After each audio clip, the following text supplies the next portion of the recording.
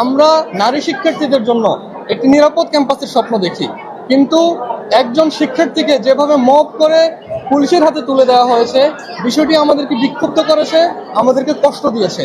আমরা মনে করি যারা এই মব করেছে তাদেরকে অনতিবিলম্বে গ্রেফতার করে বিচারের আওতায় আনা উচিত।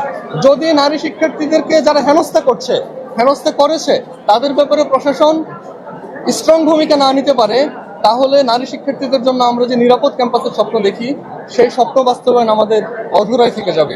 সেজন্য আমরা জোর দিয়ে বলতে চাই, এখনো ভোট গ্রহণের 2.5 ঘন্টার মতো সময় আছে।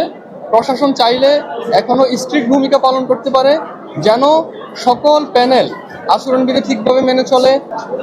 আমরা সকাল থেকে তো বাইরে ছিলাম, নির্বাচন প্রক্রিয়া যেমন দেখছি, অনেক ক্ষেত্রেই প্রশাসন ছাত্র দলের আচরণবিধি বহির্ভূত আচরণে কাজকর্মে মদত দিচ্ছে বলে আমাদের কাছে মনে হচ্ছে। একটা ব্যাপার হচ্ছে, আমরা দেখেছি যে লিফলেট এবং প্রচারপত্র ছাড়া অন্য কিছু দ্বারা নির্বাচনের প্রচার করাটা নিষিদ্ধ ছিল, অথচ ছাত্রদলের প্যানেল ক্যাম্পাসের বাইরে বিলবোর্ড বসিয়েছে। সেই বিলবোর্ড বসানোর কারণে সকালবেলায় ক্যাম্পাসের সামনে জ্যামেরও সৃষ্টি হয়েছিল, কিন্তু প্রশাসন এ ব্যাপারে কোনো পদক্ষেপ গ্রহণ করেনি। যে চেকিং প্রক্রিয়ার মধ্য দিয়ে স্টুডেন্টরা ভেতরে ঢুকেছে, বিশেষ করে এখন যে স্টুডেন্টরা ঢুকছে, আমরা দেখছি যে চেকিং প্রক্রিয়াও দুর্বল। স্টুডেন্টদের আইডি কার্ড কোনো রকমে চেক করে অনেক স্টুডেন্টকে ক্যাম্পাসে অ্যাক্সেস দেওয়া হচ্ছে। তো এটার ফলে প্রকৃত স্টুডেন্টরাই ক্যাম্পাসে ঢোকার যে ব্যাপার, এই বিষয়টা ঠিকভাবে হচ্ছে না বলে আমাদের কাছে প্রতীয়মান হচ্ছে। এরপরে সকাল থেকে ভোটাররা কোন ধরনের স্লিপ নিয়ে ক্যাম্পাসে ঢুকতে পারবেন, এই ব্যাপারটি নিয়ে প্রশাসনের নির্দেশনাটা বিভিন্ন সময় বিভিন্ন রকম ছিল। কখনো ফোল্ডিং লিফলেটকে তারা অ্যালাউ করছিলেন, কখনো অ্যালাউ করছিলেন না। এমনকি ছাত্রদলের প্যানেল ভোটারদের যে ভোটার আইডি কার্ড, সেটার পেছনে নিজেদের প্যানেল ছাপিয়ে সেটা ভোটারদের হাতে দিচ্ছিলেন। তো এই বিষয়টি আসলে আচরণবিধি অ্যালাউ করে না বলে আমাদের কাছে মনে হচ্ছে, কিন্তু প্রশাসন এই ব্যাপারে কোনো স্ট্রিক্ট পদক্ষেপ গ্রহণ করেনি।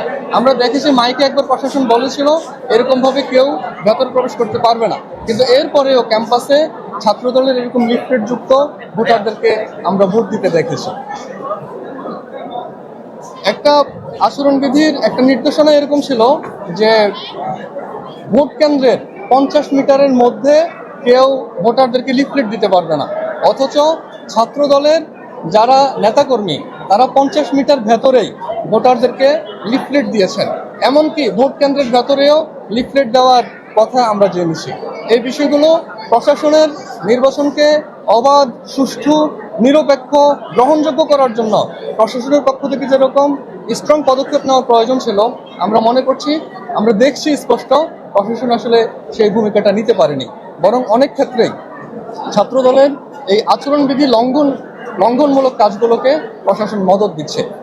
এবং একটু আগে যেটা ক্যাম্পাসের সামনে ঘটেছে, বিশ্ববিদ্যালয়ের 14তম আবর্তনের শিক্ষার্থী, আমাদের ছাত্র শিবির সমর্থিত প্যানেলের ভিপি পদপ্রার্থী রিয়াজুল ইসলামের স্ত্রী মহিমাকে মব করে পুলিশের হাতে তুলে দেওয়া হয়েছে। ভোটাররা যেভাবে সকাল থেকে স্বতঃস্ফূর্তভাবে ক্যাম্পাসে ভোট দিতে এসেছেন, এই স্বতঃস্ফূর্ততা সহকারে তারা যেন তাদের ভোটাধিকার প্রয়োগ করতে পারেন, এই বিষয়টি নিশ্চিতের জন্যে প্রশাসনের উচিত ক্যাম্পাসে স্টুডেন্ট ফ্রেন্ডলি এনভায়রনমেন্ট তৈরি করা, ভোটার ফ্রেন্ডলি এনভায়রনমেন্ট তৈরি করা।